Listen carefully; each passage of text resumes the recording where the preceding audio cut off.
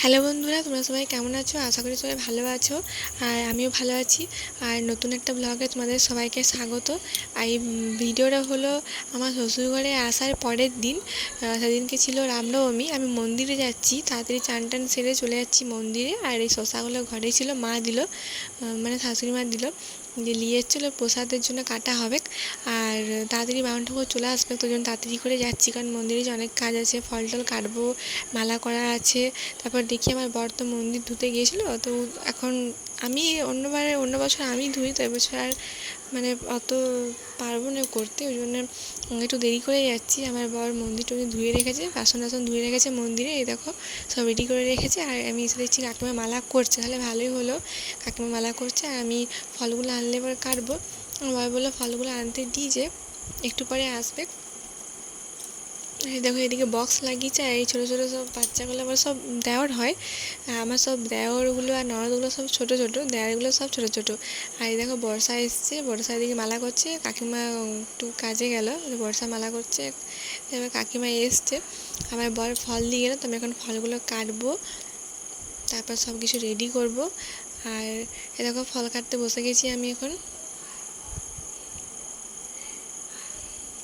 আর এই যে রামনবমীর দিন আর হনুমান জয়ন্তীর দিন খুব দারুণ মজা হয়, মানে মন্দিরে পূজা হয়, অনেক বড় করে পূজা হয়।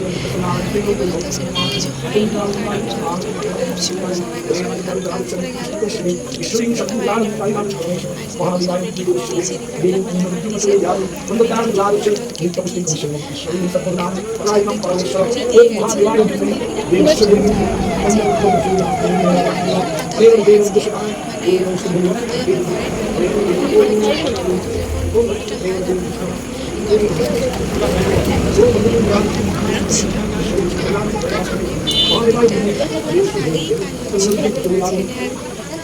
কাজ হয়নি, একটু প্রবলেম ছিল, কাজ হচ্ছিল। তারপরে মন্দিরটা শুরু হয় আমার বিয়ের পর করোনার সময়, তখন ঘট করা হয়। শুরু করে আসলে কী হয়েছিল যে আসতে পারিনি, কারণ আজকের দিনে অনেক মানে সবখানে অনেক জায়গাতে গ্রামে আরও একটা মন্দির আছে, সব জায়গাতে পূজা হয়, তো এখানে আজনে আসতে পারেনি, দিয়ে অন্য একজনকে পাঠিয়েছে। তো জেঠুটা পুজো করছে, আর পুজো করতে করতে দাঁড়িয়েছিলাম আমি, দেখতে পেলাম যে একটা কাকু ফুল এনে পরে বিক্রি করছে, দিয়ে আমি তাহলে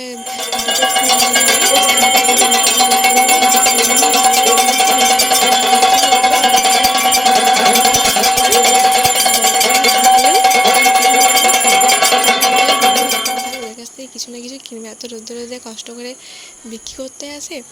তো দেখো কত ভক্ত বাবার সব, আমি একটু হাতে হাতে হেল্প করছিলাম, এদিকে আমার বসে আছে, হেল্প করছে।